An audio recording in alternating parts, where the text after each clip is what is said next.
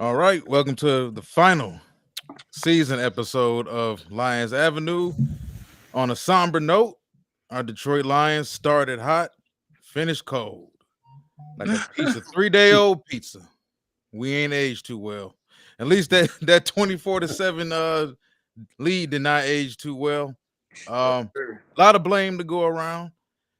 As great as this team performed in the first half, they performed just as bad in the second. How I view it, and I'm gonna pass it to you fellas. From coaching decisions, to me, everything always seemed to trickle down with this team. And when you look at these second half collapses that they've had a routine of having now, even though they only lost 5 games during the regular season, but they've shown this to happen. And when they have these types of collapses, it's frightening. For me, it's frightening because I view the gambling, and we're gonna get into a deeper talk about the gambling with Dan Campbell or whatnot. But nothing consistently positive comes from gambling. I don't care if you're gambling at the casino, you're gambling on football, whatever it is, you can't think that you're going to build consistent success around gambling. And for Lions fans, I understand a lot of them, the diehard Lions fans who support Dan Campbell no matter what. I support Dan Campbell no matter what. There's nothing wrong with being a little critical of some of the situations that he does mismanage, because at the end of the day, you cannot use the hell with it, we going for it as your go-to technique when it comes to managing a football game. You look at how not Dan Campbell, but Andy Reid navigated his team through a tough ass game the way he did, the way he managed that game. You look at John Harbaugh. I thought John Harbaugh managed a really good game.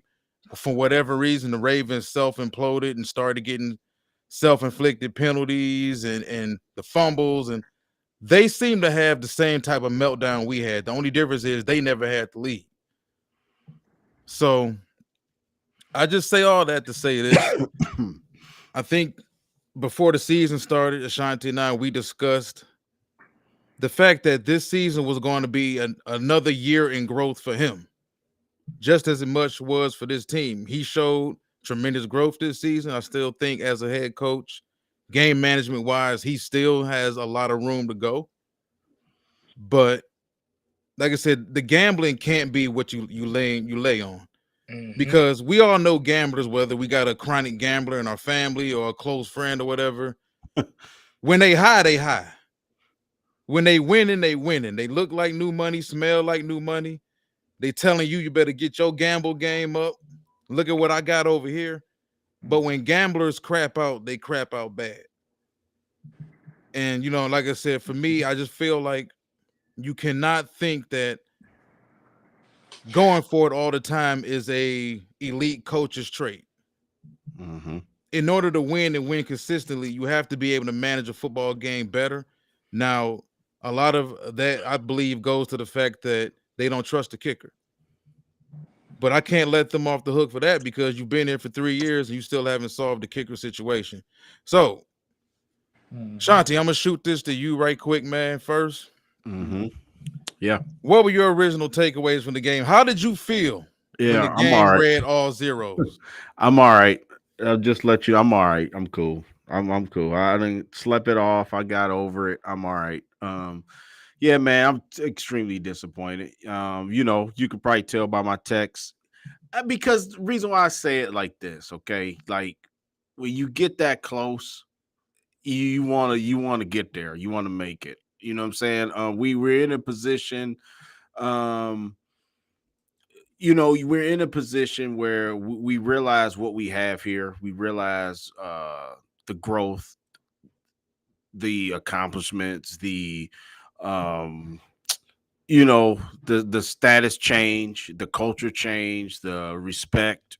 Um, we've done all those things, Walt, Avery. Y'all know. I mean, we've done that this year. Yeah, and Dan Campbell, hell, he's a reason why. Hell, look at the Hard Knock special. You know what I'm saying? It was so many sound bites off of that, just that show. So Dan Campbell could be respected for what he's done, and I think he is respected. And I think now the Lions are back on the map. You know what I'm saying? Regardless of what happened yesterday. I'm trust me, I'm gonna get into the game, but it's a build up to what I'm getting ready to say. But I mean, and I like everything he stands for. I think he's the guy, like the rugged, don't take no bullshit from nobody, just hard nosed, salty as hell, just like the shirt he wears, grit. I get it, you know what I'm saying, and I think that that's what was needed with this team, man. And I think the players respect him. I think other coaches respect him, that type of thing. But while it was the wrong call, man, to me, I get he's been doing it all year, and the retort everybody has, well, he's been doing it all year. He did it. If he would have, if Josh Reynolds catches the ball, everybody's praising him, saying how great of a play call that was. Yeah, I get it, but you got to realize the situation. He's a head coach. I mean, you the leader, right? So you got to recognize where we at in that situation. You know what I'm saying? I'm not gonna lead. I'm not leading my guys down a dark tunnel without a flashlight. And I'm not gonna say, come let's go through this tunnel, and I don't know where the hell I'm going. I don't even know where I'm going. So that's not the sign of a true leader. Just because you're the coach, you have to. That situation wasn't like split second. You could have called timeout. You could have just got yourself together. You didn't have to make a decision right there. I just thought, Walt, that 24-10. Let's just go. Let's just think. Hear me out. We kicked it. We go. People say, "Oh, well, we might have missed the field goal." Damn it, we wouldn't have missed the field goal. Stop saying that. That's a cop out. We wasn't gonna miss the field goal. So I don't want to hear that shit. So okay, we kicked the field goal, which was 45, 48 yards. I'm confident that Michael Bassey would have made. He's an NFL kicker. Come on, man. You know what I'm saying? He would have made. He drained one from what 45 before that, the end of half. So he kicks the field goal. We go up 27-10. You kick the ball off and make them go the length of the field. And probably, even if they score, even if they go 80, 90 yards, that's going to run another 4 or 5 minutes off the clock. Easy, easy, easy. Yet we go for it. Josh, and I love Josh Reynolds. He's been huge all year, especially the last 6 weeks. To see he dropped the ball, man. He dropped the ball. You give the ball back. Brandon Ayuk makes an unbelievable play. I mean, Brandon Ayuk, what that was the game. That was the game right there. I mean, for him, that play never happens if you kick a field goal, y'all. Period. And that play doesn't even happen. I don't care what else the rest of the game went. That play right there, it was curtains to me. When I seen that, I mean, it's just it was amazing just to see how that game flipped. Walt. It was a lot of things. Like I said, Jahmyr Gibbs fumbled the ball. In their territory, that was bad too. Jahmyr Gibbs, hell of a player, but that was a costly mistake, man. You know what I'm saying? St. Brown, we just talked about in the pre-show, wasn't St. Brown. Um, Amon-Ra St. Brown dropped a couple passes, man. He dropped one that he always catches. You know what I'm saying? I just think we picked a bad game to have a bad half. You know what I'm saying? And it cost us the game, man. It cost us a trip to the Super Bowl. Like I said, I'm not gonna kill Dan Campbell for it. I mean, I just didn't agree with it. That's all I'm saying. I'm not saying fire him. I'm not saying he's a bad coach. I'm not saying that you're not gonna win with him. I'm not saying that they're not gonna be back here next. That's not what I'm saying at all. I'm just saying if it was me, I would have kicked field goal. Period. When we went for it, Walt, against Dallas, I was pumping my fist because it was the right call to go for two against the Cowboy. The way we went down and scored. That's another different scenario of the game where you take the game and you end it right there on the road. It was a late in the season game. It wasn't a playoff game. You go and try to win that game. But last night, man, to me, that's all. I mean, if you're the leader of the team, you got to put your guys in position to win. I mean, I'm not killing them. Hey, I like the way we fought. The way we were talking about Malcolm Rodriguez. I like that guy stayed ready, man. Malcolm Rodriguez, we haven't heard his name all season, and he came out, had an interception. Dude was ready to play. You know what I'm saying? That's coaching. Regular Zach Thomas, boy. Yeah. I mean, well, I'm just saying, like, that just shows how our coaching staff gets these guys ready to play, man. I mean, let's be honest. I don't. To me, saying that Basley wouldn't have made the kick, that's a cop out to me. I'm confident he would have made the kick. Period. You know what I'm Man, saying? listen. And go 3 score. So Before I shoot it to Avery, I'm gonna just Yeah. say this, man. If to me, you can compare that to the Dallas game. Well, now it felt like Dan sometimes get caught up in these moments where fuck it, I crapped out. Fuck it, I crapped out. Fuck it, I crapped out. I'm gonna get it this time. But that's part of his personality. He's a hard ass worker by nature. And if I keep chipping away and keep chipping away, eventually it'll happen. And sometimes it feels like the football gods are telling him, no, Dan, chill. But he just has to just keep pushing the issue, pushing the issue, pushing the issue. Now I'm gonna shoot it to you, Avery. And we got Joe Chapin here from the What's up, Detroit Joe? Lions What's up, podcast, Chuck man. Chat? What up, guys? Chuck Chat? What up, Joe? I had to See check you my on the email. news, man. See you on the news, drunk as hell on the news, Channel 4. Shit, yeah, hell yeah.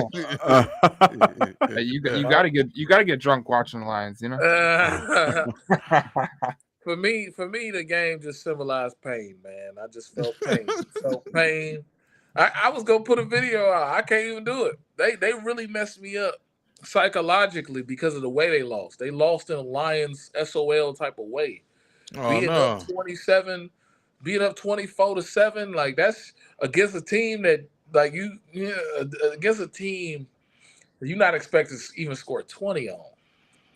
And we just at the end of the day, I feel like we had a situation where we got ahead of ourselves and it just had this snowball effect. It had a snowball effect that was not needed, not necessary. It was almost like, you got two paths and you went down the wrong one. Everybody worked so hard this season. Everybody worked so hard in game planning for this game, getting to this moment. It was unimaginable. And we kind of squandered this moment. And I remember thinking, like, my boy, I was at the bar with him and he was like, yeah, we not ready. And I was like, I made a joke. I guess we can't take Vildor to the Super Bowl with us.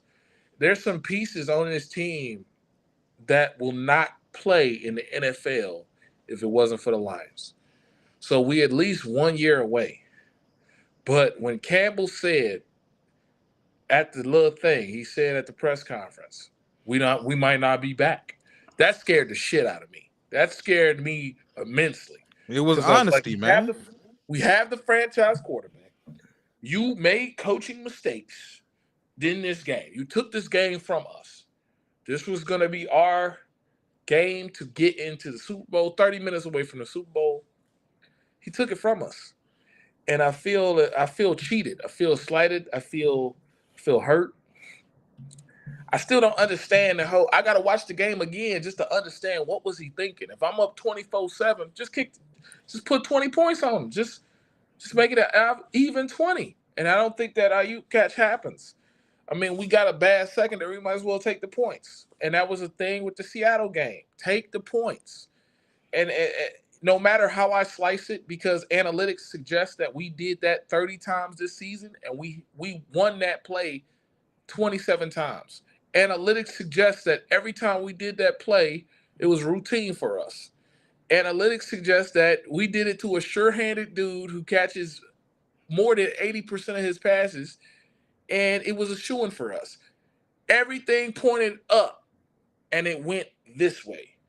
Everything pointed this way, and it went this way, and then it had a snowball effect because Frisco was not going to be a team that, to me, they were just not going to be a team that just rolled over.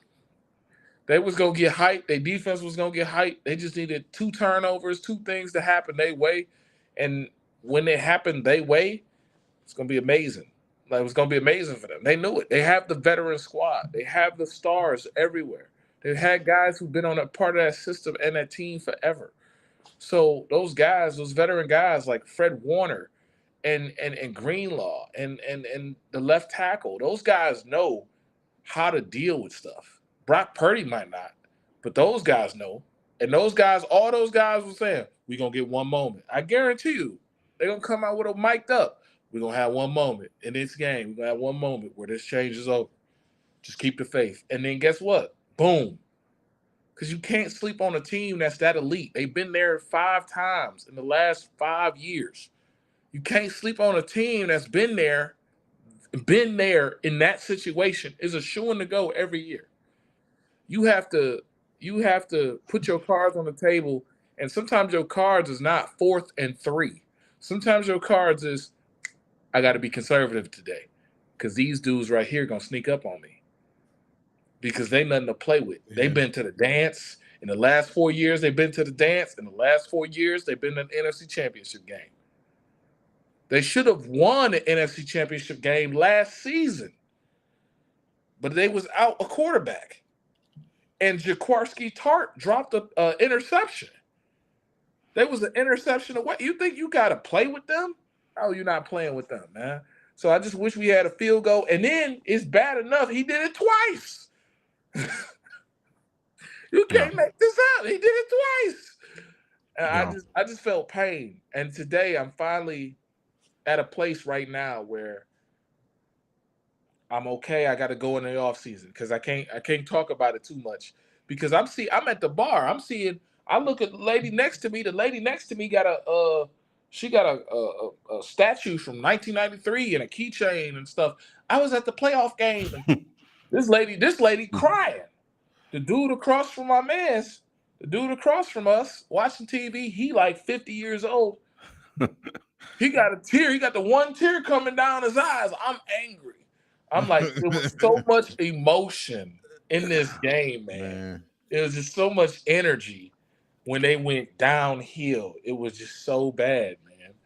Oh my God. Shout out to JMO for having a good game. Shout out to Golf for having a decent game. Shout out to the decent game. Don't shout out Dan Campbell for oh my God. Get Joe. We need to hit the Joe right quick. Man, I don't think Badgers is making that kick. I said it before the playoffs started. I don't trust Badgley with a 10-foot pole. He hasn't even attempted a kick in the outdoors since 2022. Like it might mean nothing, but like I just didn't think he was gonna make it. So, but one thing I do hate about that whole sequence was running Amon-Ra St. Brown on a 3rd down. Exactly. 6. Like that's just a stupid ass call. Like that is like the most dumbest call. It's 3rd and 6. You got a running back that's averaging 6 a carry right now, and you're putting St. Brown back there. It just didn't. The whole team just from Chauncey Gardner-Johnson cheap shotting Deebo Samuel to missing all those tackles. Yeah, he was bad. Chauncey Gardner was bad yesterday, man. He had 4 missed tackles, so it was pretty bad. And I just look at this team, man. It was like to lose like that. It's a complete team effort loss. Like you have to completely unravel as a team just to lose like that, man. There is no way that we could look at Dan Campbell, we could look at Ben Johnson, or we could look at the defense, but like they all crumbled at the same time. It's like the pressure got too big for them. That's my opinion. I think the pressure got way too big for them. They had pressure at 24-7. They had pressure. That's crazy. Oh, listen. You know exactly who you're going against. You ain't going against you ain't going against the Bears. You ain't going against the Packers. You going against the 49ers, who they've shown that they can come back. Like they're legit. I mean, for everybody that this is my thing. If you're saying that you didn't agree with the play call, with him going for it, and I'm telling y'all that's not. That like you're trying to attack Dan Campbell because that's how people are taking it like that, or you really, and it's not that. It's just if it was the wrong call, it was the wrong call. I mean, I'm gonna be honest. I mean, it's been plenty of times when we've seen coaches they overthink it. You know what I'm saying? They really do. I mean, to me, yes, they've made plays like that.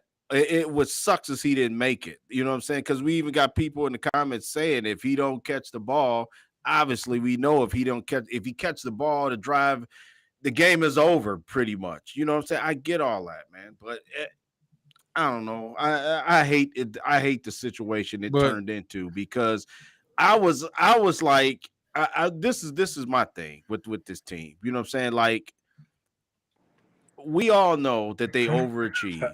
Okay, the Lions overachieved. Okay, to an extent. I mean, maybe they were better than what we all thought. You know what I'm saying? Now they are a top 3 or 4 team in the NFC. I think we can all agree to that right now.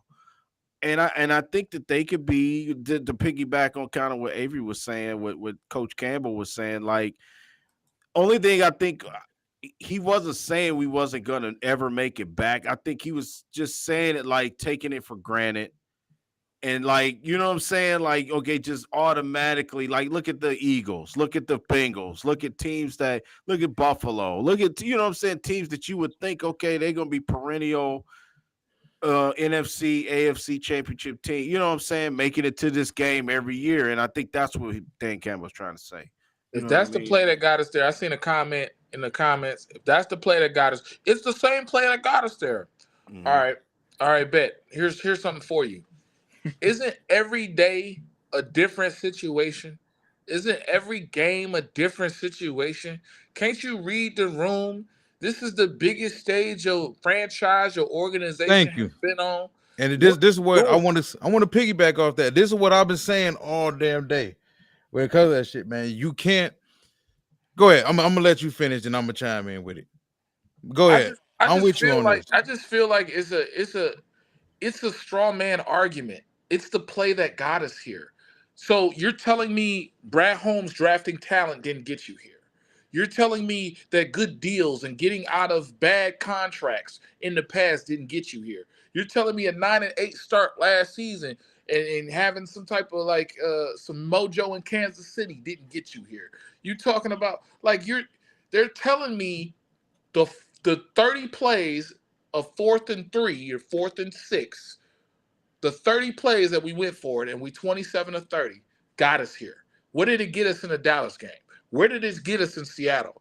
Where did it get us in all these games that we lost and we were outraged and we were angry and we were trying to manifest a new coach? I don't forget when y'all was trying to fire Campbell in Seattle. I don't forget this shit. Y'all forget it. Y'all forget it and act like a brand new human being the next day.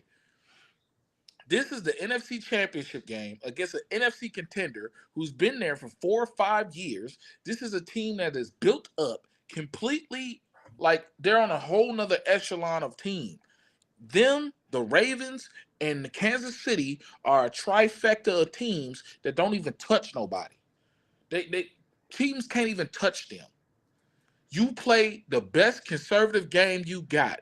That doesn't mean not blitz. That doesn't mean not go deep. That means the conservative kick on 4th and 3 to take the points. That's what that means. I'm gonna just say this, man, because I know I'm 40. Shanta, you're a little bit older than me. Avery, I don't know exactly where you at age-wise. I'm 32. I'll be 33 in April.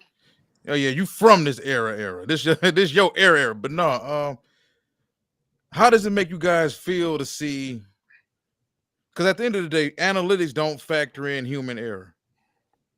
That's the one thing. They don't factor in human error. They don't read the room. They don't gauge the momentum of the game.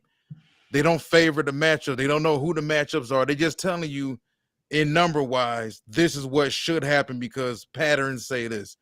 Patterns are broken in football all day long. As a wide receiver, your pattern can get broken by the edge rusher getting to the quarterback too soon. And as you mentioned earlier, every day is different. You can't attack each and every game the same. And the fact that I think people are just using analytics in this day and age in football to replace football common sense.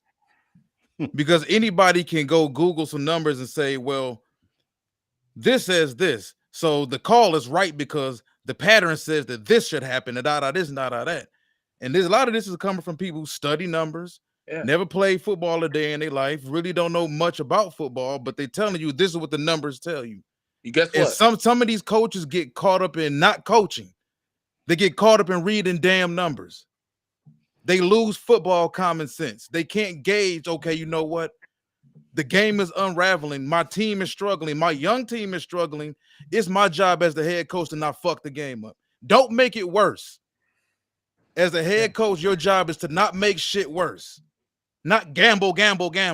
And well, it didn't work out, so hey, it is what it is.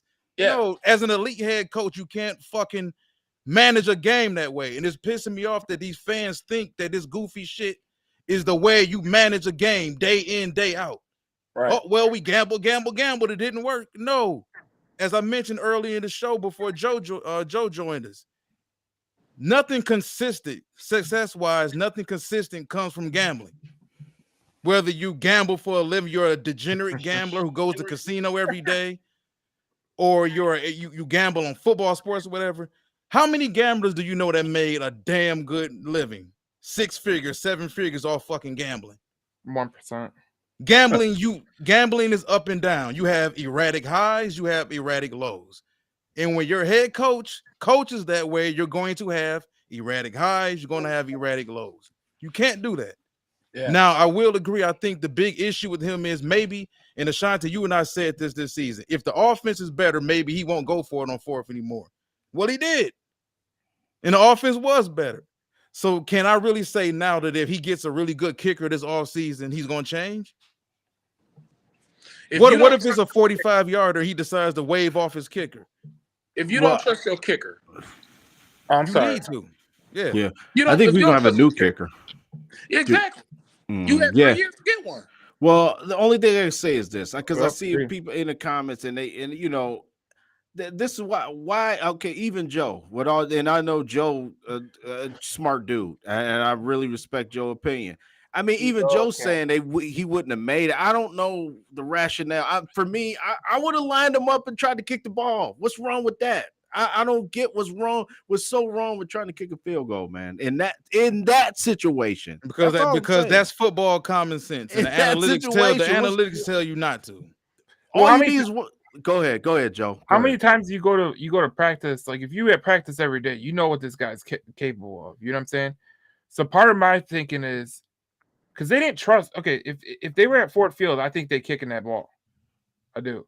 Or they're in any dome, I think they're kicking the ball. The fact that they were outside, this guy hasn't kicked an outdoor kick since 2022. A field goal over like 35. I mean, yeah. Why'd you take him into the playoffs? He can't kick 48 yards. Why'd you take him into the playoffs? He should be on the roster. Right. Why is he on the roster? This is what I've been saying the whole time, though, bro. They needed a kicker last year. We've been playing this kicker roulette since Holmes got here. We got Riley Patterson's dumbass. He can't kick. We got John Parker Romo. We gonna get USFL guy, right? We got the opposite of Brandon Aubrey, and then they bring in Michael Badgley and call the money badger. The guy isn't money. Like, come on, like they need to get a kicker that he actually like trusts, because he doesn't trust him, because like every time he goes out there, you can see like he's like waiting for him to miss it. Like when he does throw him out there, like, I just don't think they have a kicker that they trust. That's my main thing. I don't think they trust their kicker. And I think it's a failure on all parts that they don't have a kicker right now. I just think that the comical. Okay, like remember y'all remember we beat the Bears, right? Remember we beat the Bears at Ford Field, and they went for 3. You know what I'm saying? That felt like that's that kind of snowball effect that happened, but we was the Bears in that situation. You know what I'm saying? Like how that game went, how they got the momentum, how it turned, how so many misplays, the missed point. Remember, Eberflus was going for. In that case, he was kicking field goals, and they actually should have went for the touchdown in that case. But I just think that every game just poses a different scenario. That's all I'm saying. That's all we're all saying. That's all I'm saying. Every game is different. Weather in Southern California, he should not be on the team. Well, it's Northern 70-degree weather, no breeze, Southern California. He should not be on the team. Mm-hmm. Yeah. That was in Northern California, so it's I think one of the we seen a comment. Now I think the Gibbs fumble was huge. That was That was another thing I thought that huge. play, and then you know what? Nobody's talking about it, but I think Brock Purdy running for like what was it, 30? He scrambled for like 32 yards.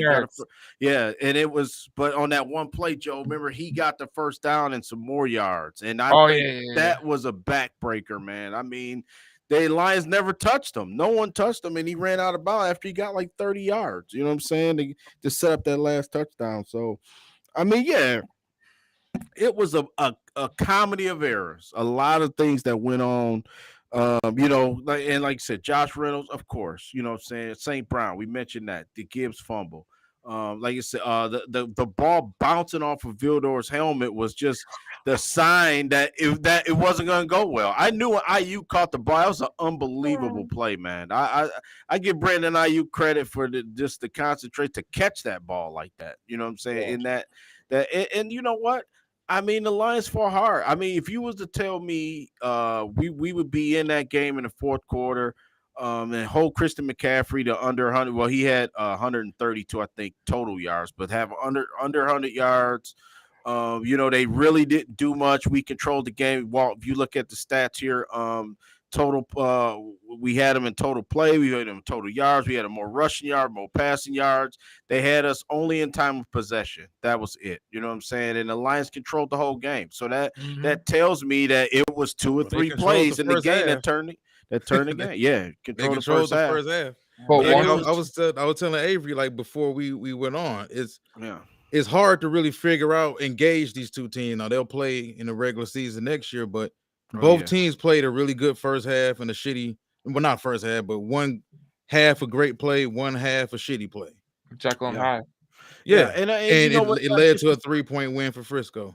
Yep. Yeah, and looking at it, I mean, I was surprised. I mean, just to kind of change the tone a little bit. Trust me, y'all, I'm over it. You know what I'm saying? I'm over it. It's over. Yeah. I'm on to the draft. You know what I'm saying? I'm ready to improve this team. I'm ready to, get our shit together in the draft and let's go. You know what I'm saying? I trust what Brad Holmes is doing. I trust that everything he's doing.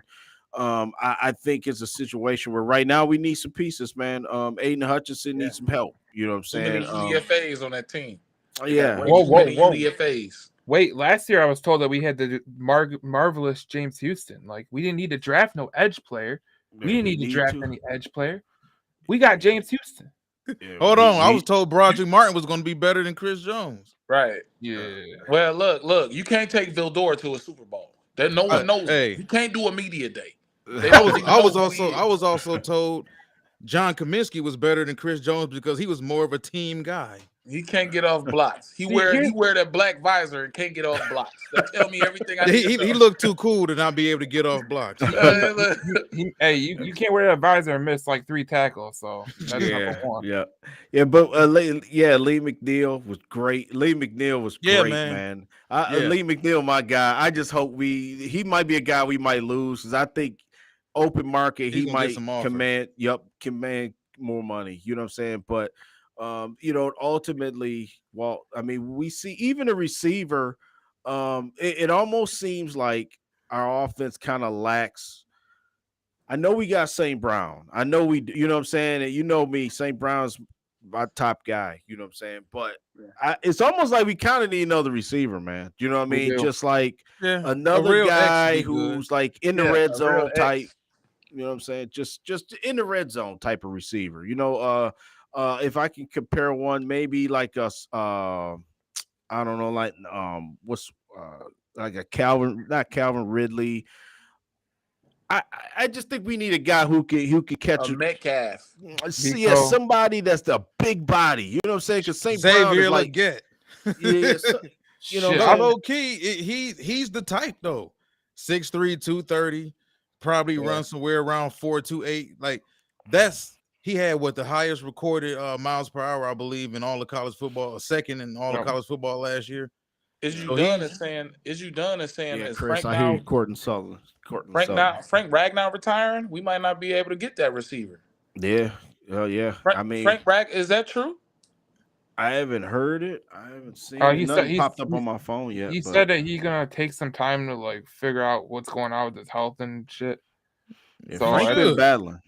That don't sound good, but Yeah, He has, Frank Ragnar man. He battled for the last 2 years. He damn near hasn't practiced. You know what I'm saying? Because he's rehabbing that toe after every Why you game. don't waste your picks on Peoples Jones? This is why you try to hold all your picks. So, because when you know now you realize you need a receiver. Ashanti hit it on the head. Walt hit it on the head. We need a receiver. mm-hmm. Now we need a center, and we know we need a defensive end.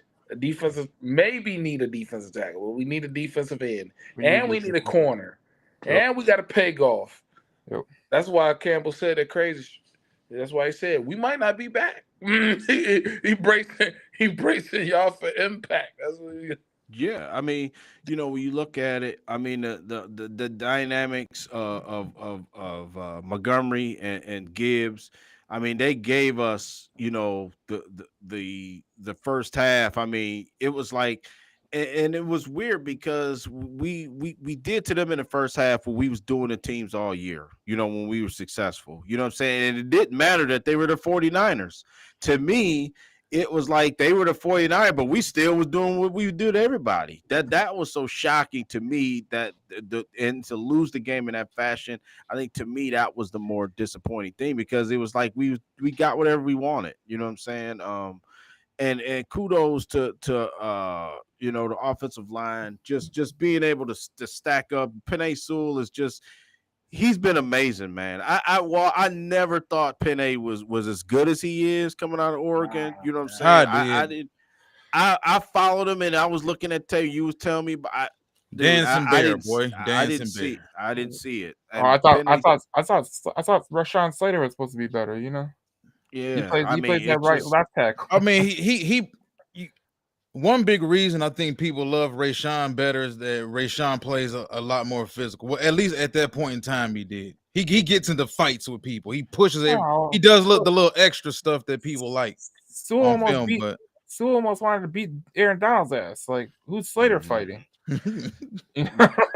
Yeah, now the only thing is he did Olay a couple. I think it was a couple assignments where he wasn't supposed to chip Nick Bosa, and Nick Bosa ran right by him and got a sack. You know what I'm saying? But for the most part, I mean, to play a whole season and the playoff games and give up 2 sacks all year or whatever, something ridiculous it was. That's pretty elite to me. I mean, the Lions usually don't get players like that. You know what I'm saying? So the foundation is there. Walt, Joe, Avery, y'all know. I mean, the foundation is there. I mean, I think that's one thing that we can all agree on tonight. You know what I'm saying? As we sit here January 29th, we can look at this team and say, hey, a free agent signing here, some draft capital here, let this guy walk here. You know what I'm saying? And then we can be back, right where we were, because let's be honest, the one thing Dan Campbell was right.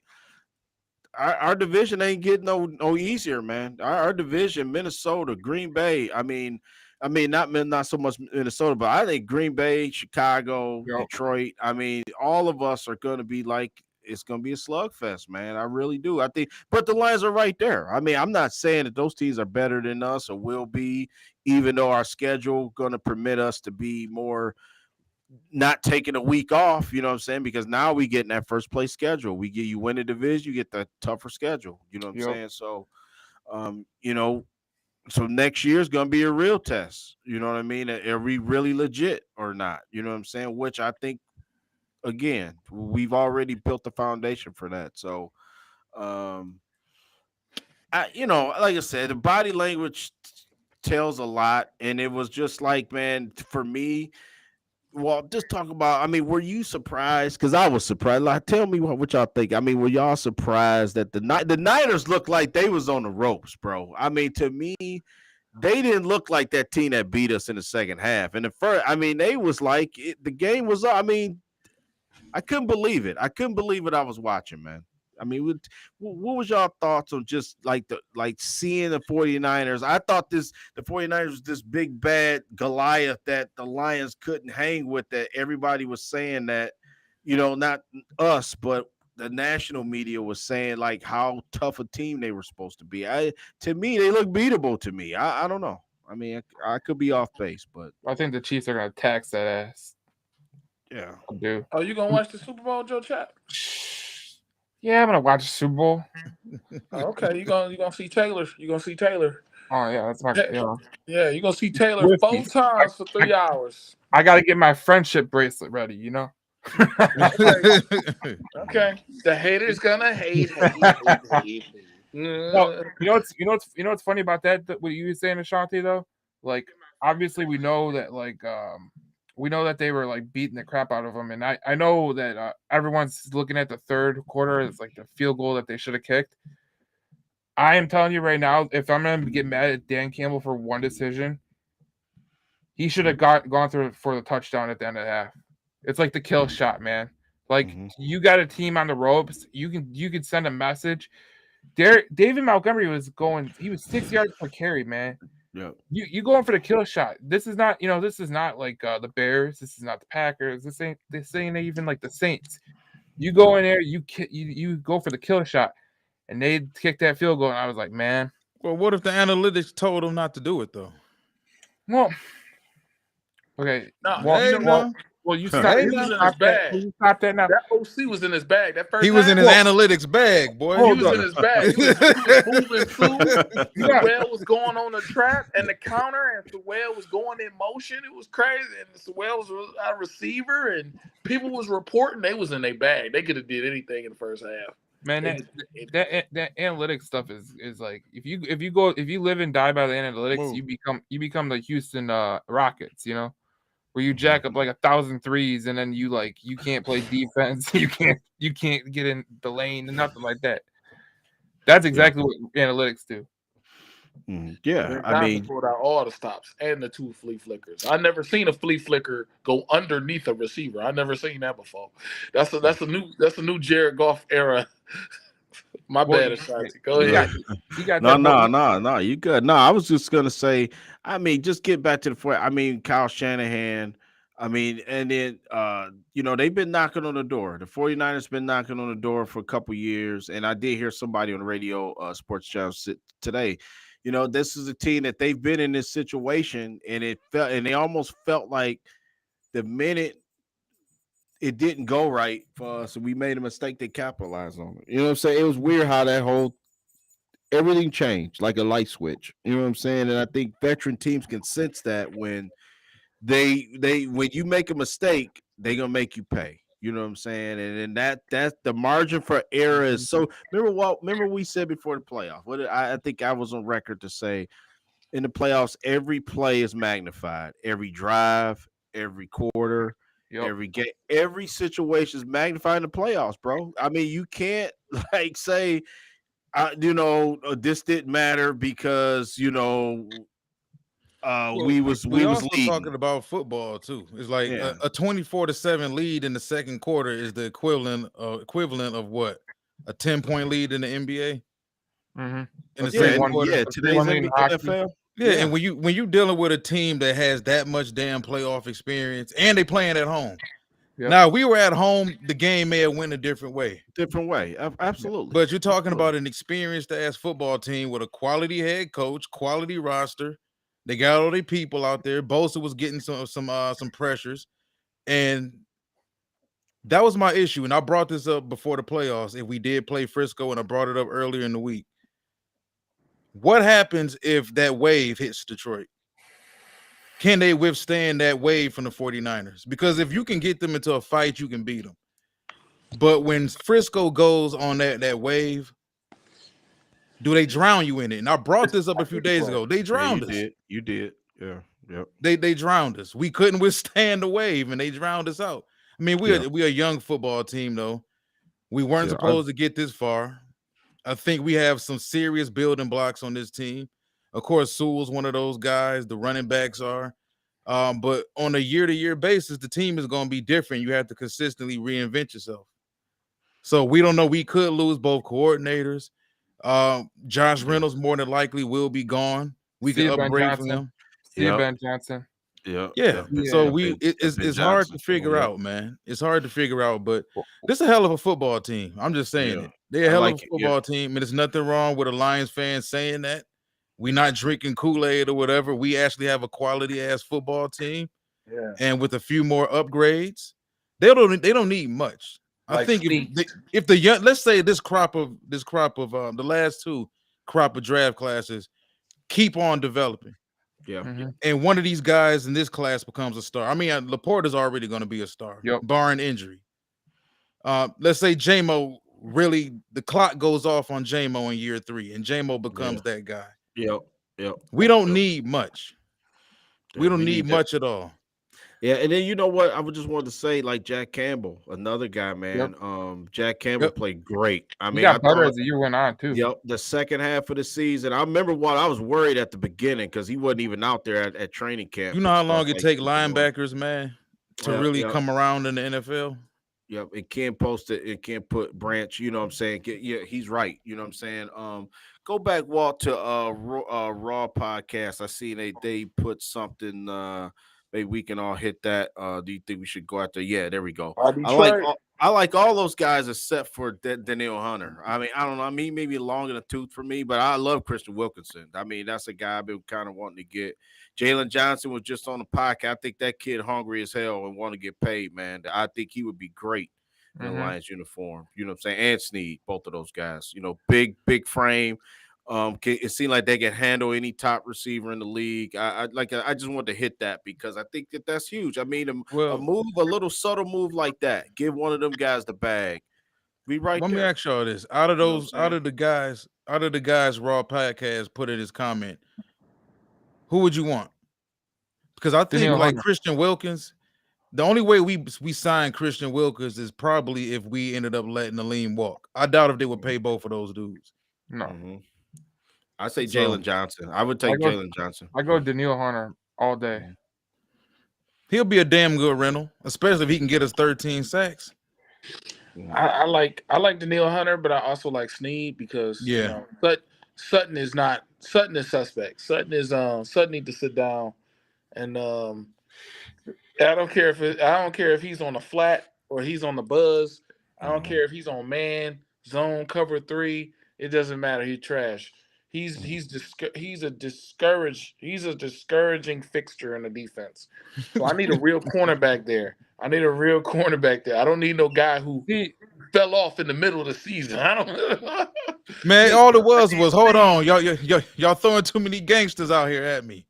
CD Lamb, that boy has CD Lamb and Justin Jefferson 3 times in the 3-week span. Yeah. DJ Moore cooked him up too. Yeah, DJ Moore. Well, Chris was right. I said the same thing about Rodrigo. Chris, I thought he was great, man. Rodrigo was great. For anybody, for me, I look at that because a guy like that, who kind of lost his job and, wasn't starting, and to be ready to play in that game like Rodrigo was, that just tells me, that shows a lot about the player to me. You know what I'm saying? It's a lot coaching too, but that shows me that kid, man, whatever you do to keep him around, just like I think Jalen Reeves-Maybin, it was just 1 year, right? Well, I think he made the Pro Bowl. He's another guy, man. You know what I'm saying? I don't know. I was reading Susan comment, man.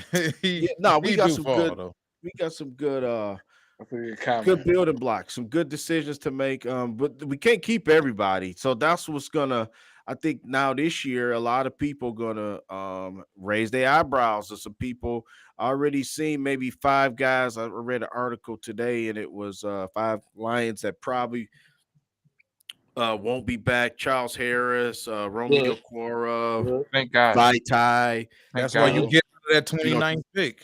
Tracy Walker, you know what I'm saying? It's just those guys.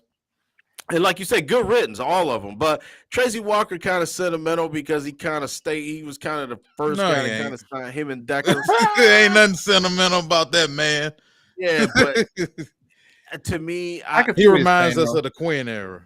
You know what I'm saying? Yeah, him and Decker. It was just like, those 2 guys kind of signed contracts to come back. And they came back. That's what I was getting at. I mean,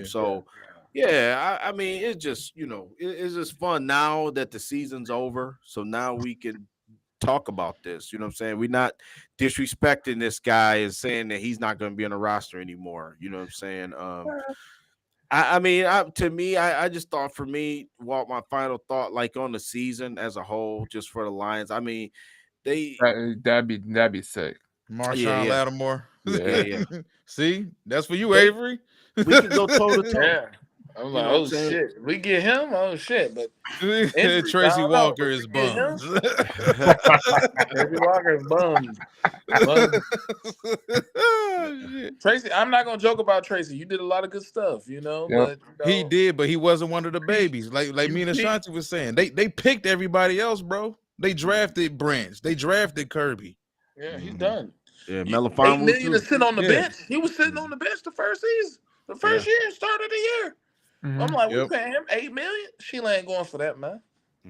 Yeah, that's for sure. Do you think that Cam Sutton struggle in the later half of the year had anything to do with them blitzing more because they didn't have a pass rush? I'm gonna tell you this. Cam Sutton on film against Green Bay on that Monday night game and against Kansas City on that Thursday night game was guarding grass. He was dropping in zone more than ever, and he was guarding grass, not guys. Yeah. And when everybody was calling him elite, 5 weeks of the season, Yep. I was gonna do a video, but I had to look at the film, and I looked at the film, and I said, nope, no, he's not gonna cut it. No. I said, no. I was looking at him and I thought, man, he getting paid $11 million to guard that grass. He getting paid $11 million. I felt like they just started throwing his way, and he was done. I felt like they left him out on the island though, because they was blitzing more than any team in the NFL, like in the later half of the year. There was like the fourth most blitzing because they couldn't get a pass rush, so they said, "Screw it, let's blitz." See, that's why that's why I say Aaron Glenn. He did nothing with something. Like he literally did. I know he did have a toe injury, and I'm sure that affected him. But I know what really affected him. He had to actually do his job, and that's he had to actually show up against CD Lamb and the Gangsta Grills and all them boys from Alabama and the SEC, and he had to show up against them, and he didn't. And the Tennessee Vol fell down. That's what happened. Well, if you watch Cam Sutton throughout his career, even at Tennessee, like he's not the fastest dude, so he get burnt a lot. So you're telling me you draft a cornerback or pay a cornerback $11 million and he ain't the fastest? Well, I mean, there's a lot of yeah. Well, he had grits. He had grit. There's a lot of corners in this league. He put that shit on his resume and just what Joe said. I argue with you today because you give me the benefit of the doubt. I agree with Joe though. It's only a couple. It's a handful of guys that's elite. You know, the cornerback position. That's a hard position, man. You got a bunch of elite. You got like what 4 or 5 elite guys, and then you got the rest that are just like good to meh. And there's some really good corners around the league though. Well, they try to say like how great Deron Bland is. He just had like a lot of pick sixes, but I don't think he's a great cover corner. If Deron Bland played with this team, he wouldn't be good. I just think he take a lot of chances. You know what I'm saying? Just like Diggs. Can I ask you? When you got a pass rush that good, you can do whatever the hell you want. Can I ask y'all a question? Grits. So I'm gonna ask y'all a question. He had grits. With sugar in them shits. Chris, you my guy, man. I just want to ask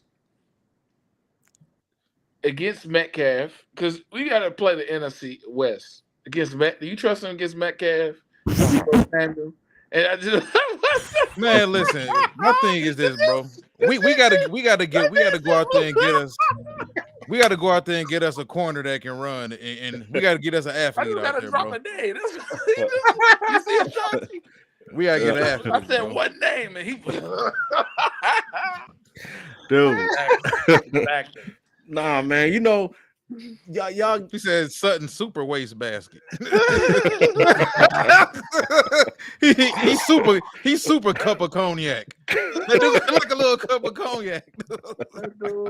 We got to put number 100 on him. He is not good. This man we're number 104. Right. He got number 1 looking bad, don't he? Yeah, and then too, it's like, dude, you can't wear number 1. You can't wear number 1 and get put on like 51 that, bro. or something. go back to the 20s, bro. Yeah, you can't wear number 1, dude. You got to get that up. You got to unask that number 1. When I see him fall in his back pedal, I look at my boy. He fell in his back pedal last game. Yeah, hell yeah. My boy looked at me and was like, "This can't do it." How you fall off in the season? Oh man, he was so terrible yesterday, man. Dude, I mean, the CD Lamb game. I mean, it was almost like, what are you doing, man? What the hell are you doing? It's just I don't understand. I don't get it. And then like you said, that even shows you even more. Like Joe brought up about Aaron Glenn. I think he made it work, and it was in shambles, y'all. Y'all know it was in shit. That secondary is in shambles, bro. Melifonwu wound up like being a godsend because they didn't have anybody else, bro. They didn't. You know what I'm saying? And thank God that Melifonwu kind of came back. You know what I'm saying, from the dead. You know what I mean? But Yeah. he might have not even been their first choice. You know what I'm saying, Walt? I mean, it was that bad, man. They TJ Tampa, everybody saying him. They don't need much though. Like if with this 4-2-5, that's if they even stay with that. If Aaron Glenn leaves, but if they stay with this 4-2-5, the safety position is okay. Mm-hmm. Even though I do believe they're gonna have to draft another safety at some point in time to go along because Chauncey's probably gone. Chauncey, I also believe he was brought in to help groom and bring along Branch because Branch is gonna play his spot anyway. You got Melifonwu out there who you intend to bring back. What if you can't bring him back? So safety is another position that if they're gonna stay with this 4-2-5, they're gonna have to pick another safety. How high, I don't know. I don't think safety should be that high on their draft board right now.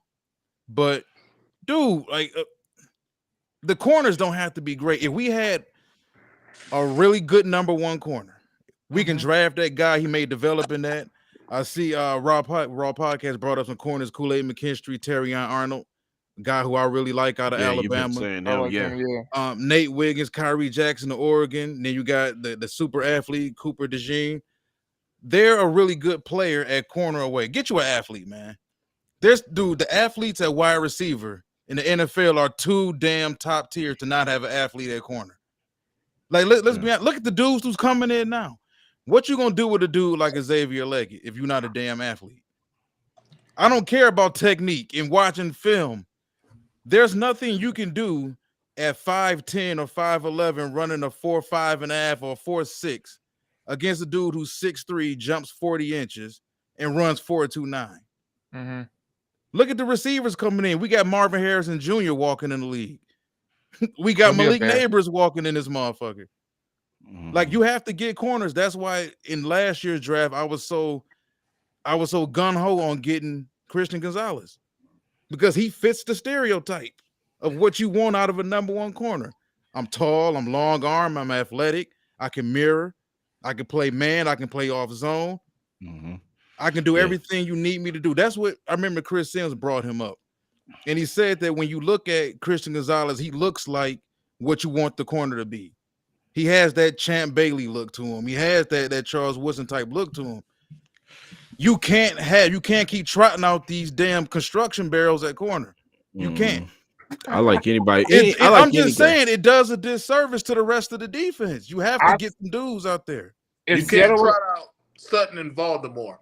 If Sutton and Baltimore is not your corner, Baltimore. You do that shit. Yeah. If Seattle wouldn't have drafted Devin Witherspoon, I think that'd be the pick. That was going to be the pick. Where Robert Porsche at? What? Man said where Robert Porsche at? Robert Porsche the third? The third. Oh man, y'all silly tonight, but man. Yeah, it's crazy, man. That cornerback position is glaring bad, bro. That's why I keep saying, man. I was telling Tyler on the podcast. I was like, look, he's all like, Aaron Glenn sucks, and I'm like, bro, this ain't even a coordinator that sucks, because we got a guy over there in Ben Johnson. Everyone wants to tangle his balls, and this guy, they can't score in the third quarter to save their life. Like if they were looking for a hoe on 8 Mile, they still couldn't score in the third quarter. So like that's the way it goes, bro. Like I'm looking at Aaron Glenn, he's turning like chicken shit into like all right. Like I'm like Vildor, who the hell is Vildor? Like Avery is saying, Voldemort. Like what's his name? Like, I'm like, bro, who are these people? Like we got random people at corner. Like we didn't even know who the hell they were. Like in the middle of the season. They paying Baltimore. They paying Baltimore $69,000 a year, and he holding up better than a nigga they paying $11 million. Hey, so let me ask y'all about this, man. What about the defensive tackle position? Because looks like somebody, Willie Ross, brought this up about the defensive tackle position. Yeah, I'm gonna say this, man. yeah. If I could, just looking at how much better they got on the defensive line, I'm thinking, okay, you know what? Picking at number 29. That's if they even stay at pick 29. I don't think they should. I think once on one of these quarterback-starved, poverty-stricken franchises, because we're no longer one of them. So now I can talk shit about these other franchises. Once these poverty-stricken franchises start reaching for quarterbacks, somebody may want to trade back into the bottom half of the first and draft J.J. McCarthy, Spencer Rattler. Let's go ahead and take some picks from somebody else. Because honestly, man, as good as we were this season, just that quick, we got a bunch of fucking needs. We talking about offensive linemen, whether it's Decker's coming up also. More than likely, you're not going to give Decker another deal. So a guy who can play tackle and guard is going to be necessary. A guy who can play center and guard would be lovely. You're going to need another receiver soon. What you going to do with Raymond? What you going to do with Reynolds? Donovan Peoples-Jones showed you nothing. You need corners. You may need another safety. You may need another edge rusher. Like, Lions fans, we're not used to this, but this is what good teams go through. Now you're gonna lose a bunch of people. Yeah. McNeil is the only guy. Yeah, McNeil is the only guy that I'm like, I would be hurt not to have him. You know what I'm saying? I mean, I don't know what the market's gonna be for Lee McNeil. You know what I'm saying? You want the guy, get paid what he's worth, but that's my guy Willie. You know what I'm saying? Just like Raw Podcast, I was just gonna mention Broderick Martin. I don't know what the Martin was my guy. I was thinking he was gonna have a round pick. Yeah, I mean that was the pick right there that kind of didn't. Even Kobe Sarsdal even started some games for us this year. I think Broderick Martin might be that guy that like extends next year. Yeah, because I think he may have some ability, but. I have a good feeling about him, but I don't know, man. Like, I think that if we're gonna look at like how do we get better, you go edge. Y'all know if this is true? Yeah, Drake London. I don't know. I didn't hear that. I didn't hear Drake it London in Chicago now. Well, Cam Sutton better sit down. Drake, he's sitting at home. It's over. At least J-Mo play for us. Romeo died. This wide receiver position crazy out here, man. Yeah, and I feel. Remember, that's what I was saying, y'all. Like we kind of do need a receiver, though. I mean, J-Mo is not a number one. I like him on our team. I like what he gives, but I think maybe a change of pace guy. Are we gonna get it? That should be our first show. Walt. We should do. I was talking about that, like preview. If they stay at number 29, I think it all depends on how the draft falls. Like, you don't want to necessarily reach for an offensive lineman at that spot, especially if all the elite guys are gone. There's going to be a bunch of receivers probably still available at that spot. Edge rusher could be edge rusher. You guys think they have a possibility of trading up for the right guy? And if there is a right guy, your gut feeling, you guys been following a lot of these prospects, at least the major prospects right now. Who do you think Brad Holmes would trade up for? Chop. Let's go with Chop Robinson. Chop. Man, I love Chop Robinson. I'll trade it for Jerzon. I think it's an opportunity to do. State? Yeah. The one with the 4 sacks in 12 games? God damn. the Nolan Smith clone. Kind of like the Nolan Smith clone. No, I like. You know what? Well, I don't even know if we got a trade for what's the kid? Jerzon? Trice from Washington. You know what I'm saying? Trice? Yeah. I kind of like him. That dude, man. Every single Washington game I watched this season, which was somewhere around 6 or 7, maybe 8. He was always the best defensive player on the field. Every damn game. I'm talking about if you just watching him at every snap. That dude beats his man so much. Everybody chipped him. Everybody. He ain't gonna last till the No. 49, man. Yeah, you're right. He might not even be. Yeah, He that's remind gonna me be a little tough. bit of Cam Jordan with the Yeah. Saints. Yeah, I like Bryce. I mean, I like Trice. I like Trice a lot. He ain't about to be there at 29 though. No, he ain't. Unless he don't test well. You know how it goes when dudes don't test well. You Mhm. passed the eye test. You got 38 Mhm. sacks in 2 years. You dominate. Yes. I don't know. I don't So I like how he think it looks would in those be. shorts. I think it would be no. If I had to rate them Need them sacks. Mhm. 1 through 4, if I had to rate the positions, if I would say defensive line number 1, I would say corner number 2, then I would go receiver 3, and then O line. You know what I'm saying? That's how I would If priority you can wise. feel, I'm kind of with Joe Chap on this, but I think we think differently and just certain on the who's, but not the whys. If you could fill the premium positions in the draft with solid actual people, and then get the core of your new acquisitions out of free agency to bolster your team.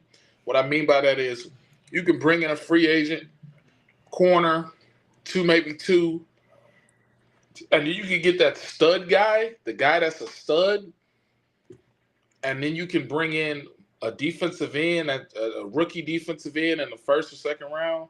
That's a stud. Now you have 2 studs, defensive end, back end, and front end, and you got some role players from free agency in. I think that'd be a key because those free agency positions, those deal nil hunters, they gonna want $40 million a year or whatever they gonna want, and then you got to pay golf 55. You got the tag for 55, so you got to attack it. You can get everything you want out of this free agency because you're gonna have some money. You're gonna have the top 7 money, but Yeah. you That's why I gonna think blow they it. also gonna try to escape the first round. So they don't have to pay that money. What do you think about Kamari Lassiter from Georgia? Man, I don't know these names. with man. You gotta all talk due to him. respect, bro, my attitude towards Georgia players right now is one of you motherfuckers got to show me.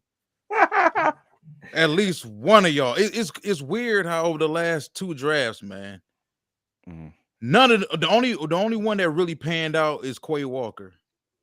Yeah, that's Quay what I'm saying. Walker turned out to be really good. It took Andrew Thomas a minute to really turn things around, but think about these dudes like from Trayvon Walker's been decent. I think he's gotten a bad rap because he's not putting up the sack numbers. Right. He's elite against the run though, but that's not why they take you that high though. But just if you just look around, man, Devontae Wyatt, who else? What's the none of them cornerback? dudes? What's the cornerback who ain't Nicole really? Dean, Keely Ringo. Like No, none of these the dudes. other guy with The safety that Minnesota drafted, like these that got hurt and damn near ended his whole career. Lewis Seen. Like none of these dudes work. And what about one man from the Rams, Kendrick? He don't even see the field. Kerryon Kendrick, because he's inconsistent as hell. Hold up, Darian Kendrick. The problem with him coming out of no, he came out of Georgia. No, he went to Georgia. He transferred to Clemson, didn't he? Or did he transfer from Clemson to Georgia? He transferred from that's Clemson what it was. Yeah. But when he was at Georgia, man, he was getting burnt like a pulp, bro. Like, yeah, he got to hold on to people like he on a merry-go-round, like. But just being real, like who else? Who else has really worked out for them? You know what? That's a good point, Walt. But I'm just saying, like that he had a good year with the passer rating against. Lassiter. Yeah, but I'm looking at these guys on the big board. I got Ennis Regstraw from Missouri, 26. Yeah, 27. They got Jordan Morgan, the tackle from Arizona. I do like him, to be honest. Yeah. And then you was talking about trading with a quarterback needy team. How about this? If pick 29 comes and someone wants to trade up for Michael Penix, let's go. Yeah, now Michael Penix. Penix is going at least top 15. That's my guy. I don't think the league gonna like him like that. They got him 29. They got him 28 right now. I don't really like him like that, honestly. He looked like a quarterback to me. They got Byron Murphy too from Texas too. So yeah, he might be the number 1 defensive tackle. But they got him at 29 right now. So I mean, if he was there, I'd take him. But way too early. PJ Tampa. Somebody brought Tampa up in the comment section too. Somebody it might have been Raw. Yeah, it might have been Raw podcast, but he brought up Dallas Turner. I like Dallas Turner. If they went into a 3-4. If they went to a base 3-4, I love it. Yep. I love it. I got him mocked to the Raiders, a bunch of different mocks I've done too. But he also brought up what's this young man's name from UCLA? Leato Latu, I think. Yeah, he's decent. Yeah. But I don't know, man. I look at this draft and I like there's a lot of tackles and there's a lot of offensive linemen that could be available. And I like that Devontae's Walker from North Carolina. I think he's pretty damn good. I ain't see enough of him though, because he how many games did he miss at North Carolina before they finally let him play? He missed a few. He missed. I think he missed like over half the season. But then when Drake May got him, they came like inseparable. You know what I'm saying? Yeah. Looking at it. Yeah, I mean, you know, the combine is going to be like. He played 9 games. George Pickens. You think they can handle George Pickens in that locker room? Hell and Pickens. I don't think they can handle me. If I line up across from, I'm sure. As long as I have a quarterback throwing ducks. I got my quarterback Jared Goff throwing ducks on the flea flicker, but I ain't gonna. Bro, he's used to ducks though. He be catching balls. He be used to ducks. He be taking balls from Kenny Pickett, Mason Rudolph, Mitch Trubisky. Look, in draft analysis, I'm gonna trust Walt. I'm gonna trust Ashanti. But me and you we speculative because I called Jared Goff the second coming of Tom Brady. And he can't. Wait. That was your draft take? That was my draft take. I was back. I think I was in 8th grade. I think he's gonna be Tom Brady. Wait, what was your worst draft take? Last year, or you mean? No, just any. Like, yeah, period. The guy you talking about, a guy that I liked who was just shitty and just couldn't play at all, or a guy that you thought was going to be garbage and turns out to be like one of the best plays. Yeah. Okay. Yeah, that's a good question. I didn't think. Oh man, I got mine. Go. Let's hear yours. Justin Herbert. I didn't think he was going to be good at all. Oh, okay. Wow. I didn't like Justin Herbert at all. And then he was like, I thought Tua was going to be better. Yeah. Damn. Because I watched Justin Herbert in that Red Box Bowl game, and this guy can't like complete a pass to save his life. I'm like, nah. I think for me, I was gonna say, y'all remember Reuben Foster for the Alabama Crimson Tide? I thought Reuben Foster was gonna be like next Lawrence Taylor out there. Do you know what I'm saying? He was. You know what I'm saying? He stayed in jail. He had. Hey, listen, he had Lawrence Taylor. He had Lawrence Taylor off the field down pat. Yeah, but you know what I'm saying? Like it's few dudes out. That's why. What's my man for Baltimore? Roquan.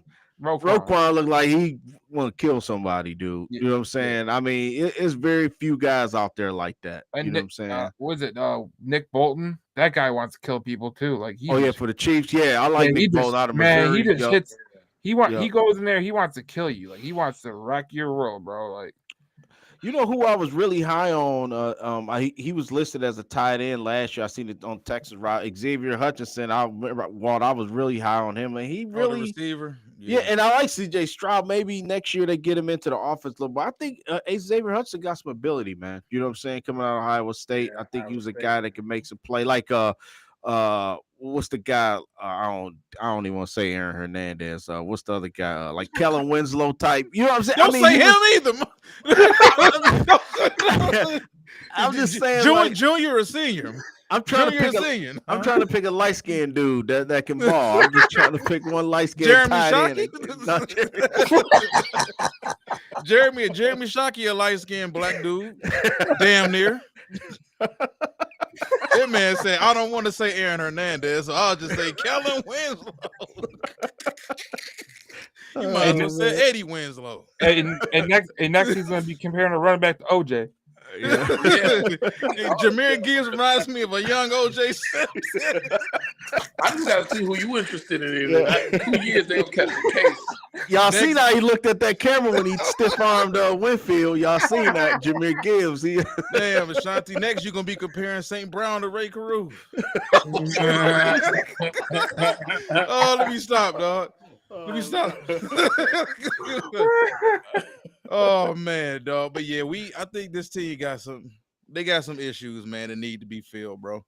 The base is solid, though. Like I said, the base is solid, man. If they can depends on what they're looking for. I think it's going to come down to whether or not they re-sign Aleem.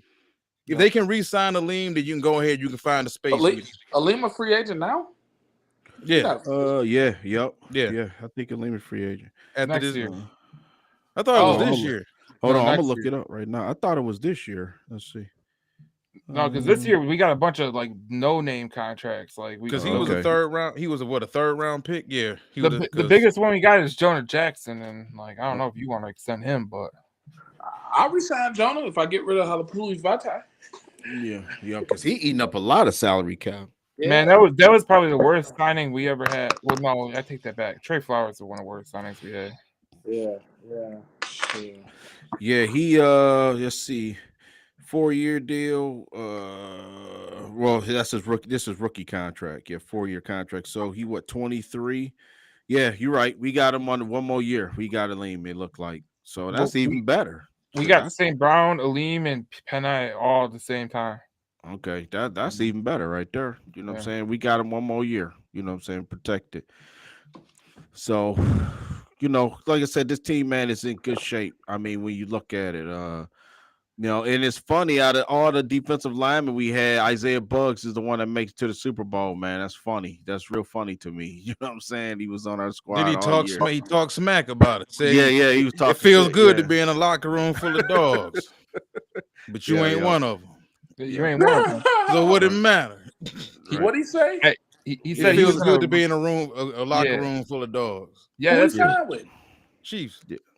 Oh, he signed with the Chiefs? Yeah, he's Chris Jones' coffee getter. Well, I guess he's shaking it off, huh? He shook it off, huh? Yeah. Didn't that situation seem weird with Buggs? I don't know if he did he punch Dan Campbell or somebody? You know what I'm saying? I mean, I don't know. It just seemed like that didn't work out this year. I don't know what happened with Isaiah. I don't think he was taking it serious. No, there's some stories I can't say on here, but. Oh yeah, okay, yeah. Because it was just let's just put it this way: he enjoyed the hookah lounges very, very much. Okay, because it just seemed like he was a guy that Campbell liked him, and he, you know what I'm saying? It just that guy just never, for whatever. Remember the first game of the season, he wound up didn't dress or something, and then it went from there. It was just like him and Aaron Glenn. I don't think they liked him, to be honest, but there's some stories about that guy that was like, whoa, just it was weird, Isaiah Buggs. I remember everybody was telling me Isaiah Buggs was elite. He was elite. He's the best defensive tackle we got. Bro, who's telling you this? We put him in. We stopped the run. And who are you listening to? David Pike? He was elite in our locker room. I was listening to all the Lions fans that comment on my video when I say he was a bum. Then he get cut at the end of the season. I say, all right. Remember? Yeah, he get cut. Guess what they say? We focused on the playoffs now. I don't know what you're talking. We focused on LA. Bro, you gotta remember when you get in the comment section, you in silly town. That's what you in. You in silly town. Yeah. Because when you get to the comments, man, some of these people be like, "Oh, we don't need an edge rusher. We got James Houston and Charles Harris and Romeo." It's like, what kills me is those diehard locker room fans, though, that they don't want any outsiders. Exactly. We don't need Chris Jones. We got Kaminsky, and we don't need Quentin Williams. We got Broderick, and we're gonna coach him up to be better. Man, like it's crazy, man.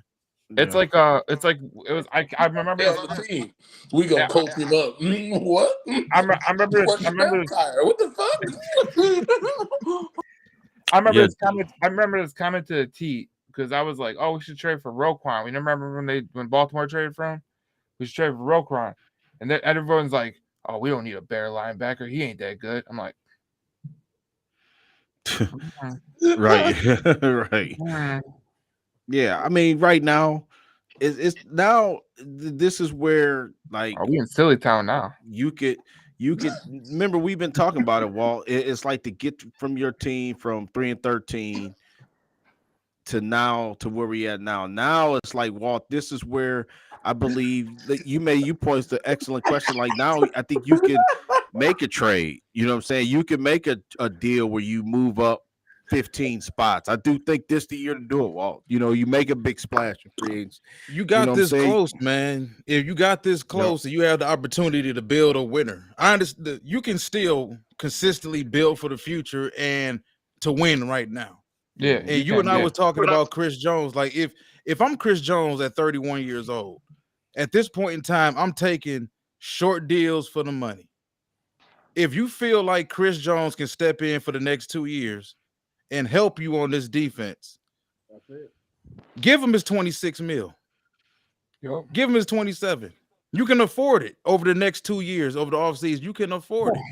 Now, if you feel like now the worst case scenario is Chris outperforms it, and Chris gives you incredibly elite play from the interior. He gives you 11 sacks, or he gives you 12 sacks, and he's getting solo tackles, and he's living in the backfield.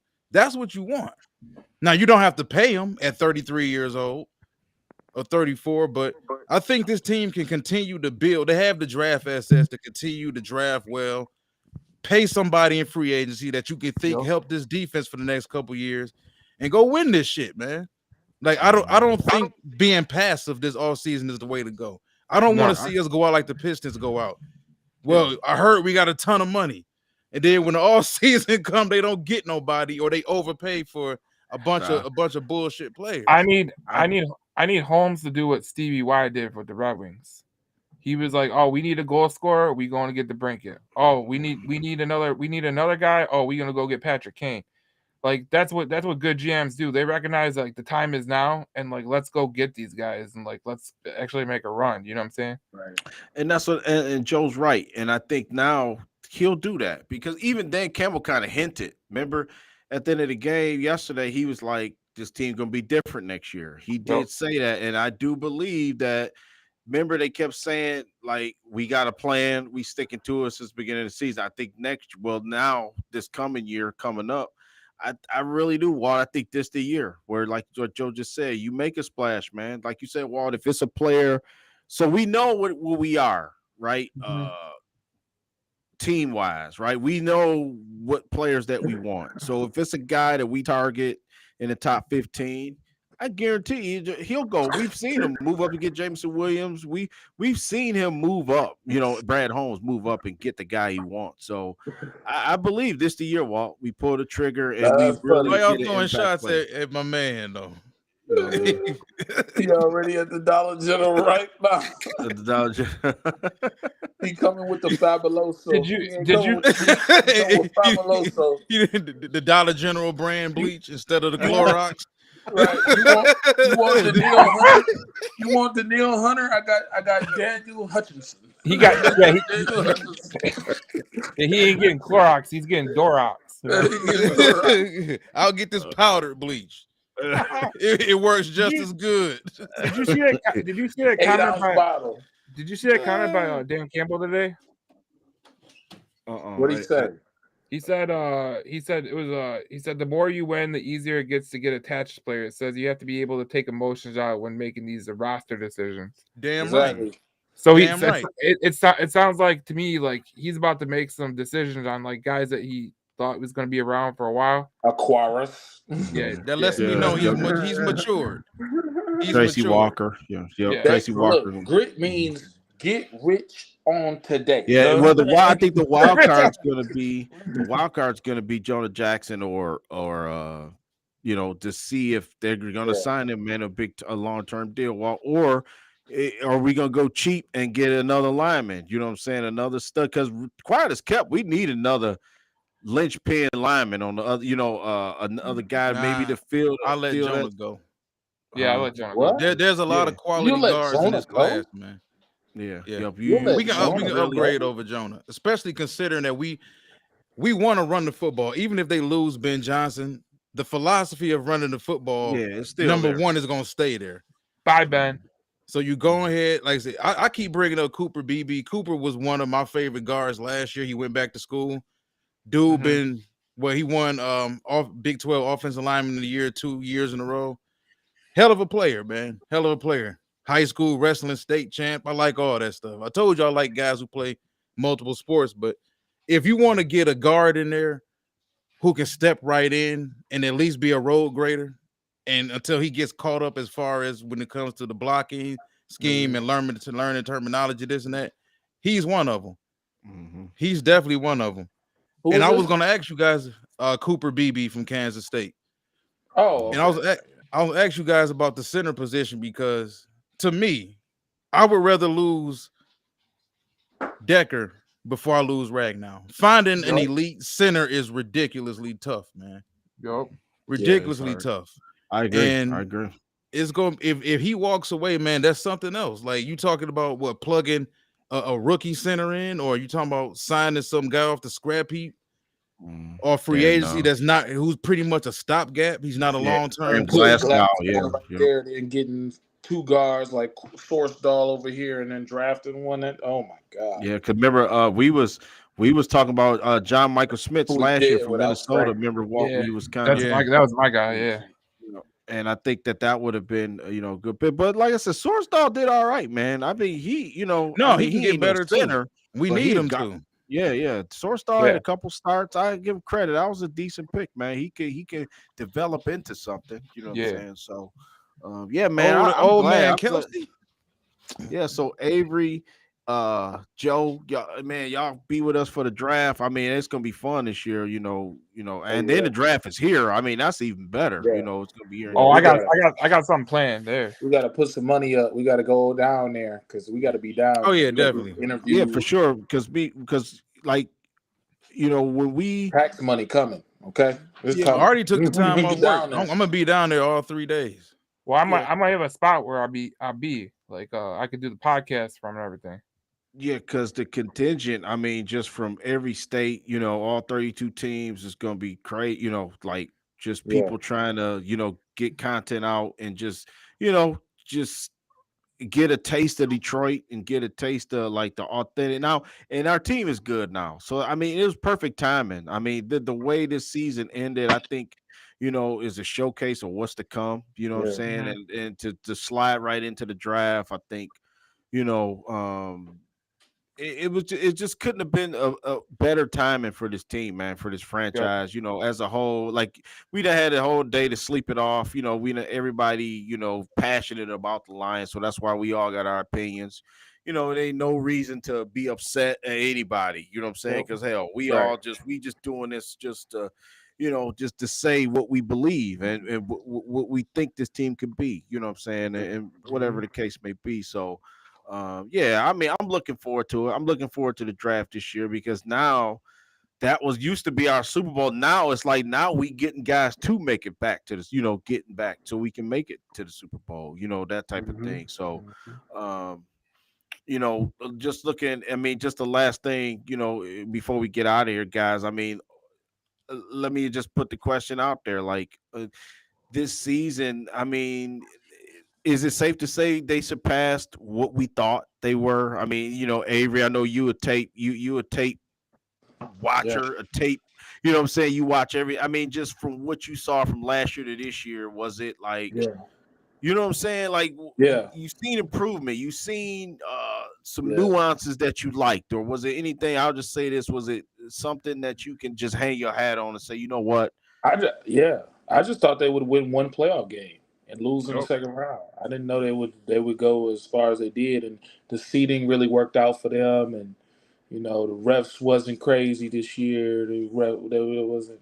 Yeah. I didn't know they'd be 12-5. I had them at 11-6, maybe 10-7, and they really blew me away going to the NFC Championship game. I was like, and then being up 24-7. Man, that was amazing, bro. I was on there, bro. I was like, wow. I was just happy. They blew me away.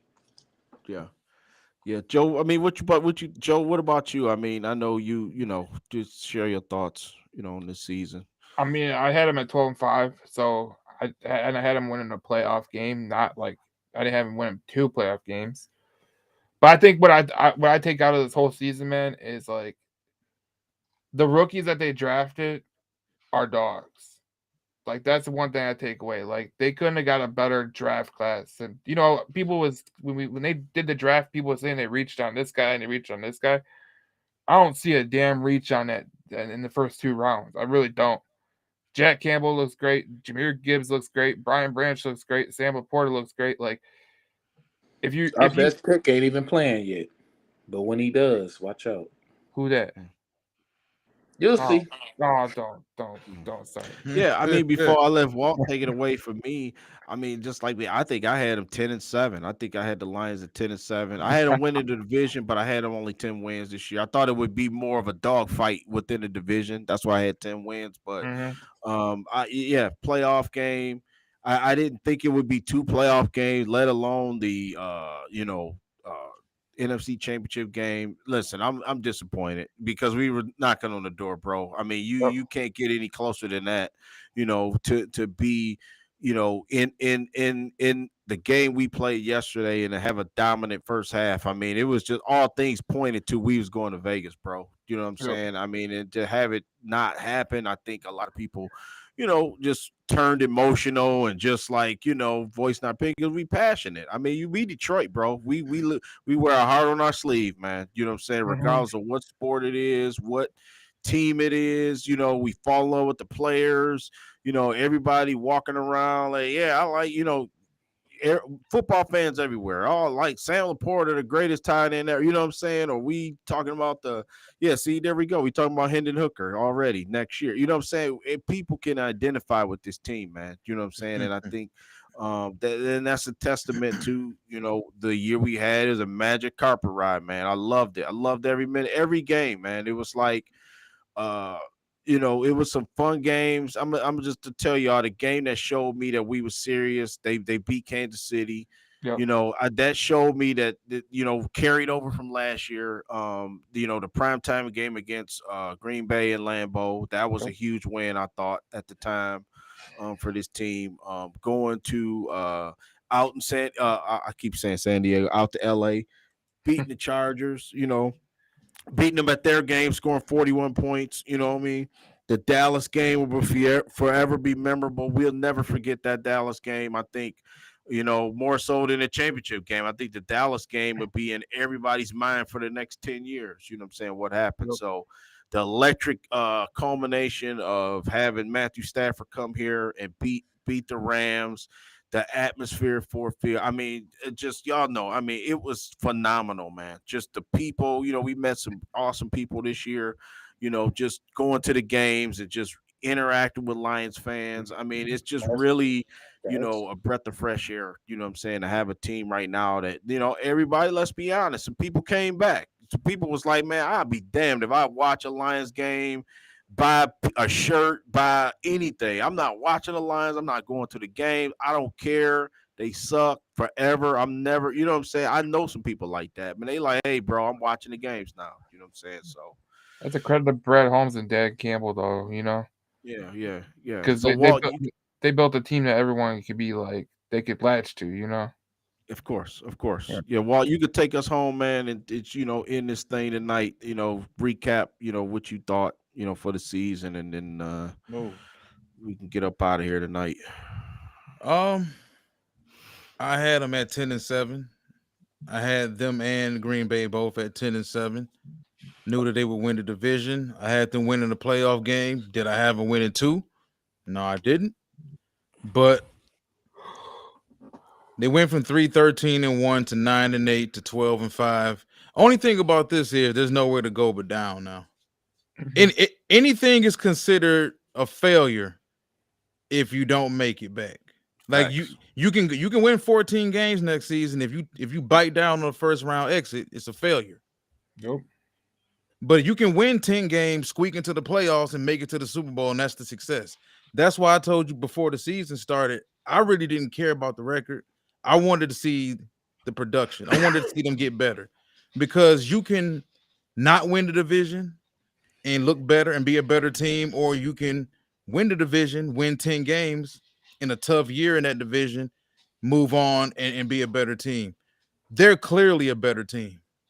Anybody that has this same old lion outlook on us is just, frankly, a dumbass. I'm just putting it the way it is. If you work for the media now and you made fun of us all year, oh yeah, you beat the Chiefs, but you caught the Chiefs off guard. Okay. You want to say that? Okay. Yeah, you know what? You almost beat Dallas, but almost doesn't count. Okay, that's understandable. You're not supposed to beat the Chargers. You're going to lose that game. Well, that didn't happen that way. This team consistently all year long slayed demons. They almost slayed one more. And I would love to talk, if I could, talk to a San Francisco 49er player on and get their opinion, their views on what was so different about playing Detroit from playing Dallas and playing Philly. Because they destroyed both of those teams. Mm-hmm.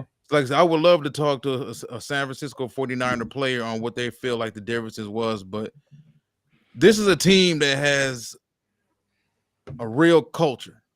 And I know that word gets thrown around way too much. But they cleaned house when they came in of the guys that was left over that wasn't part of their program. This roster they have right now outside of Tracy Walker and who else? Frank don't count. Frank is a legit player though. But as far as Tracy Walker and Amani Warrior left last all season, everybody else is gone now. These are they dudes. These are dudes who know the system. They know what's expected of them every single day. They know to compete every single day in practice. It's there now. And anybody you bring in is going to have to abide by that. The system works now. The Lions way. The Lions way works now. You know why? Because you have wins behind it.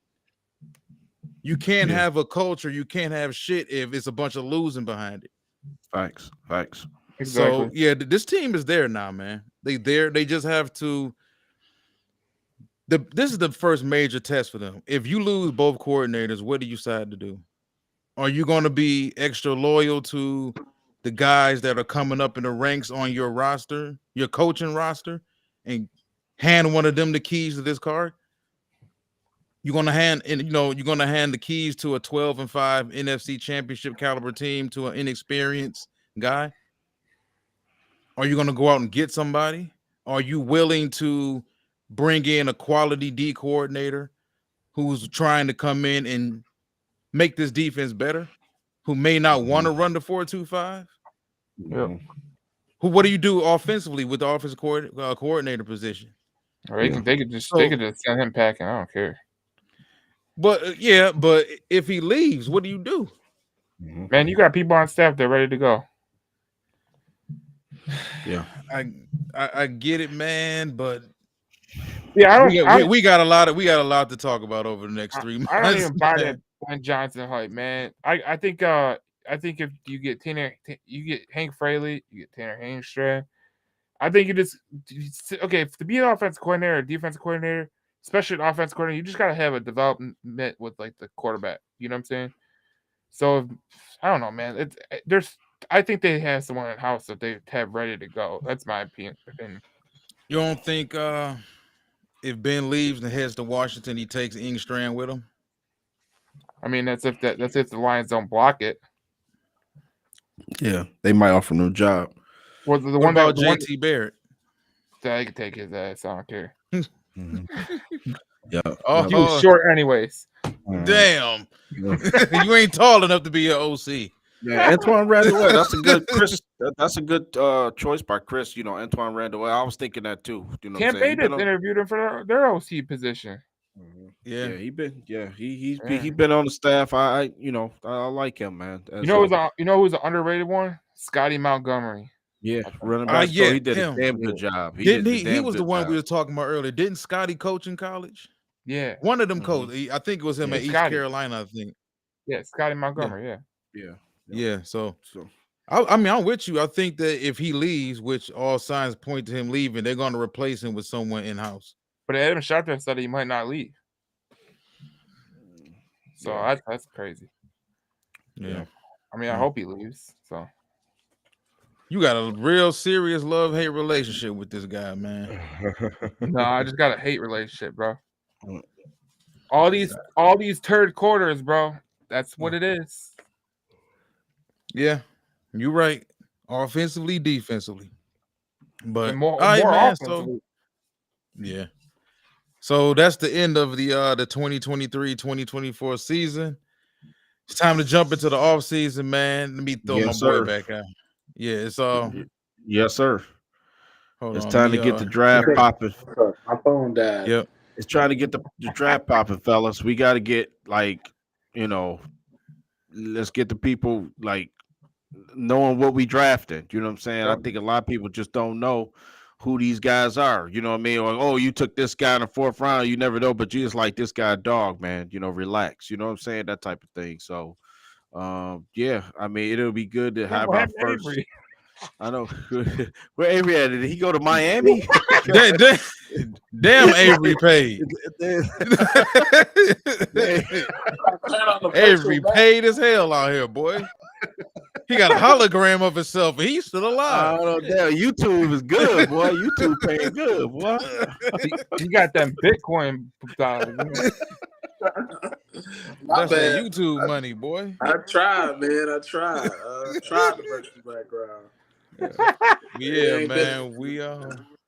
We got it going on though, man. We got a good team to build around, to be happy about. As fans, you're never gonna be happy. You're upset when your team lose and only win 4 games. You're upset when your team win 12 games, 13 games, and don't win at all. You can only think about and obsess the entire offseason over how do we get better? How do we get better? So, like I said, man, regular season over with. This team went 12-5, made it to the NFC Championship game. Now we're looking at free agency, our free agents. We're going to do a show probably next week covering the top 100 ranked free agents, which is always great to go through.